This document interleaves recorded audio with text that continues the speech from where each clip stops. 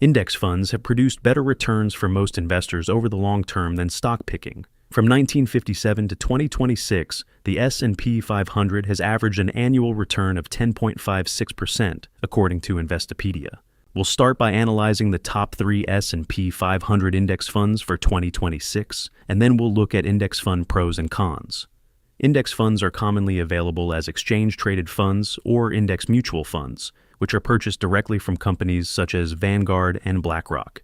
We'll look at all the essential criteria, including assets under management, performance, expense ratio, the minimum investment, how to buy them, and the main reason why investors choose each one and who each one is best for.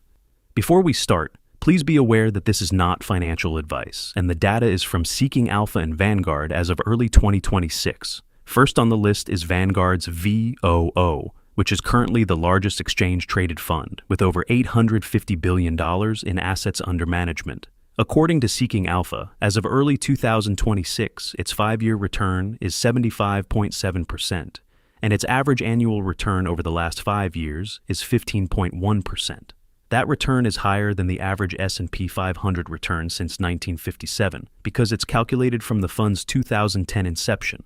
Meanwhile, the dividend was 1.13% last year, and the drawdown was 24.5%, which was slightly lower than the index's 25.3% over the previous 5 years. Its popularity comes from its very low expense ratio at 0.03%, which means investors pay only $3 per year for each $1,000 invested. Its price is over $600 per share. However, you can purchase a fraction of it with a minimum investment of $1, as shown on Vanguard's website. You can easily purchase VOO through Vanguard, which offers 0 fees. It combines extremely low costs with precise tracking. Over long time horizons, minimizing fees is one of the most reliable ways to improve net returns. Even small cost differences compound meaningfully over decades. Another key benefit is because it's so large, the liquidity is very high, which means it's easier to buy or sell during the day at a good price. And lastly, Vanguard was founded in 1975 by John Bogle, and VOO has been around since 2010, making it very trustworthy. It's best for investors seeking a low-cost core long-term holding. Next, we'll look at other factors you must be aware of. Firstly, you must know that you can purchase distributing or accumulating versions. Distributing means it pays out dividends to investors in cash, usually quarterly. While it's a distributing fund, most investors prefer to reinvest dividends manually or through a brokerage dividend reinvestment plan to achieve a compounding effect. Personally, I've always invested in an accumulating fund, as it avoids the hassle of reinvesting dividends. The second major thing to be aware of is the stock exchange you're buying it from. This is because you'll want to buy the one in your account currency to avoid foreign exchange fees. With Trading 212, you can use a multi-currency account to avoid paying currency conversion fees. But be aware, you cannot hold foreign currency in some accounts, such as a UK stocks and shares ISA, due to HMRC regulations. The second exchange-traded fund is SPY, which launched in 1993 by State Street Global Advisors and was the first exchange-traded fund in the United States. It remains one of the biggest and most actively traded ETFs in the world, with over $700 billion in assets under management. Its 5-year return is also rounded off to 75.7% according to Seeking Alpha, with an annualized return of 15.1% from the last 5 years. The dividend was 1.06% last year, which is a tiny bit less than VOO, and the drawdown was 24.36%, which was almost 1% lower than the S&P 500 index's 25.3% over the last 5 years. The expense ratio is 0.09%, which is more than triple that of VOO, meaning that for every $1,000 invested, you pay $9 per year. The price is currently $687, and you can buy fractional shares through many brokerage accounts. SPY's liquidity is unmatched, driven by its extremely high trading volume, which makes it attractive to institutional investors and active traders. While its expense ratio is slightly higher than competitors, the difference is minimal for shorter-term holders. Secondly, as it's the first exchange-traded fund listed in the U.S., State Street and SPY both have a significant reputation as being very trustworthy. It's best for investors prioritizing liquidity and trading flexibility. Next, we have IVV, which launched in 2000 and is managed by BlackRock with over $750 billion, making it the second largest on the list. Its 5-year return is 75.8% according to Seeking Alpha, with an annualized return of 15.1% over the previous 5 years, which is again matching the first 2 funds on this list. The dividend was 1.09% last year, around the same as the other 2. The max drawdown over the last 5 years was 24.39%, which was almost exactly the same as the others. The expense ratio is 0.03%, which matches VOO and is far less than SPY. The price is $685, and like the others, you can buy fractional shares through many brokerage accounts. IVV competes directly with VOO on fees and tracking precision. For buy and hold investors, it provides virtually the same exposure at one of the lowest costs available. Also, with it being around since 2000 and managing over $750 billion, it's very trustworthy to most investors. It's also worth mentioning that BlackRock manages over $14 trillion and is currently the world's largest asset manager. It's best for cost-conscious long-term investors. While we went through most of the key criteria for reviewing the funds, there are 2 more things you want to be aware of.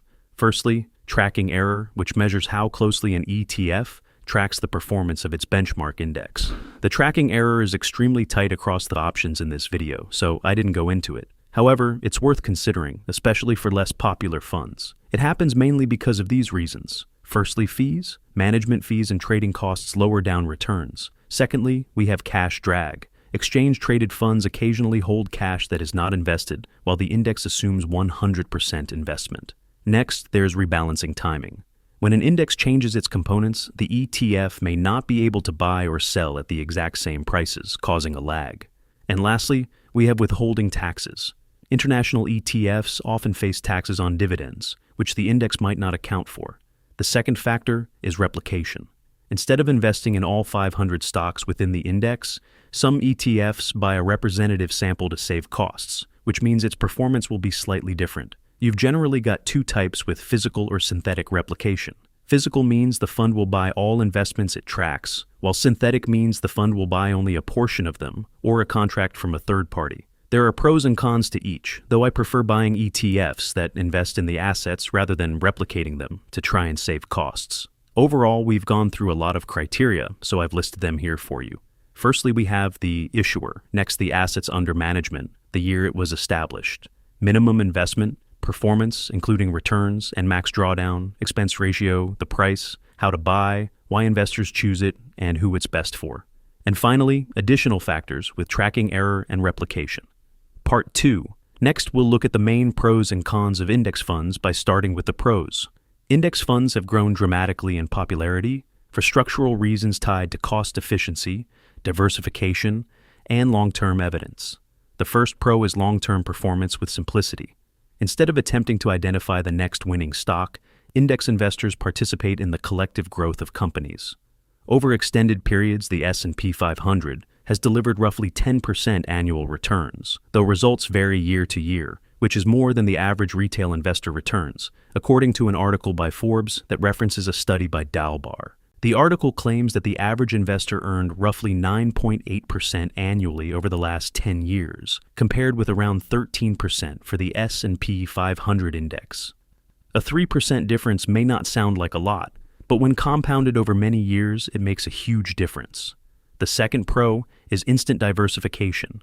The S&P 500 provides exposure to the top 500 companies across industries such as technology, healthcare, consumer goods, financials, and more. If one company struggles, its impact on the total portfolio is low, which significantly reduces company-specific risk compared to owning individual stocks. Next, we have low costs. Fees are one of the few variables investors can directly control. Paying 0.03% instead of 0.5% annually may not seem like much in 1 year, but over 20 or 30 years, the compounded difference adds up to a huge amount. As a general guide, you can use these figures here, with below 0.05 being great, and above 0.2 being excessive. Next, we have transparency. Index funds are clear and easy to understand, with no manager attempting to time markets. This reduces the risk of active management and poor decision-making. Now, we'll look at the main cons.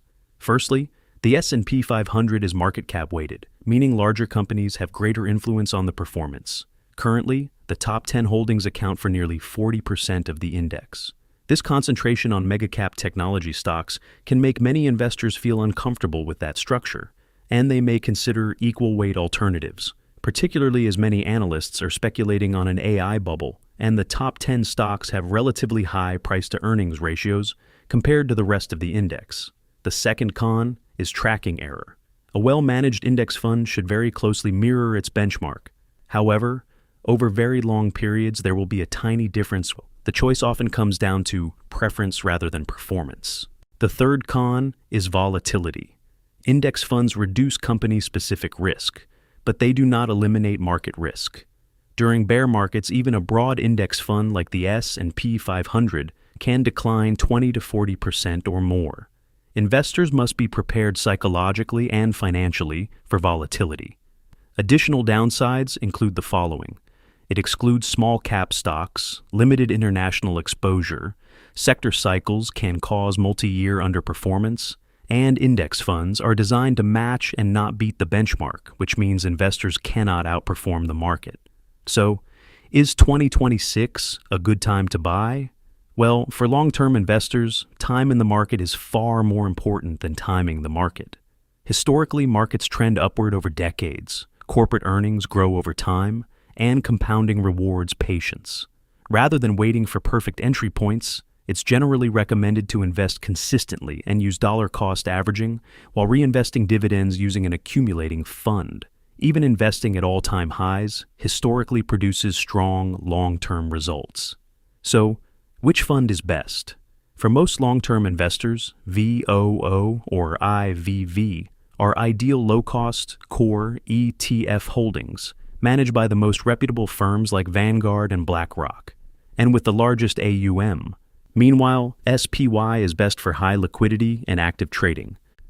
I invest mostly in Vanguard's VOO because it's low-cost, reputable, and their website is very user-friendly for researching information. It's also the largest in terms of assets under management, and Vanguard offers many other options to help you build a well-balanced portfolio. However, you should do your own research and invest in the option that best aligns with your investment goals.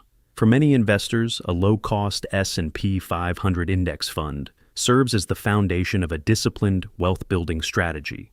While it may not represent a complete portfolio on its own, it remains one of the most efficient and reliable tools available for long-term compounding. Please consider liking and subscribing as it helps me make these videos for you. You'll find this video really useful to watch next. Thanks for watching and see you there.